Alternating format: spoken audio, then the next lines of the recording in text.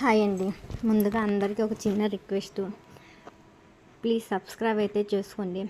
చాలామంది అయితే వీడియోస్ చూస్తున్నారు కానీ అసలు సబ్స్క్రైబ్ అయితే చేసుకోవట్లేదు. ప్రతి ఆడపిల్లకి ఉంటుంది ఇంట్లో ఉండి ఏదో ఒక పని చేసి సంపాదించుకోవాలని. కానీ కొంతమంది చదువుకున్న వాళ్ళు ఉంటారు, కొంతమంది చదువులేని వాళ్ళు ఉంటారు, ఇంకా కొంతమంది పిల్లలతో సఫర్ అవుతూ ఏమీ పని చేయలేక ఇంట్లో ఉంటారు. నేను అలా అనుకొని యూట్యూబ్ ఛానల్ స్టార్ట్ చేశాను. ఇది సక్సెస్ అవుతుందో లేదో నాకైతే తెలియదు, కానీ ఒక చిన్న హోప్ అయితే ఉంది. కనీసం డైలీ ఒక 3000 4000 అలా వ్యూస్ అయితే వస్తున్నాయి, కానీ సబ్స్క్రైబ్స్ అయితే రావట్లేదు. ప్లీజ్ ముందుగా అయితే సబ్స్క్రైబ్ అయితే చేసుకోండి. ఈరోజైతే నేను ఎగ్ రైస్ చేశాను. రోజు నైట్ మేమైతే చపాతీలే చేసుకొని తింటాము. నేను కర్రీ మధ్యాహ్నం చేస్తాను కాబట్టి నైట్ చపాతీలే చేస్తాను. పిల్లలకైతే అన్నమే తింటారు నైటు.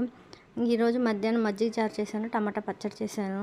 అదైతే చపాతీలే బాగోదు కదా, మళ్ళీ కర్రీ చేసి పిల్లలకి అన్నం వండి మళ్ళీ చపాతీలు చేయాలంటే ఇబ్బంది అవుతుందని అందుకే సింపుల్గా ఎగ్ రైస్ అయితే చేసేసాను.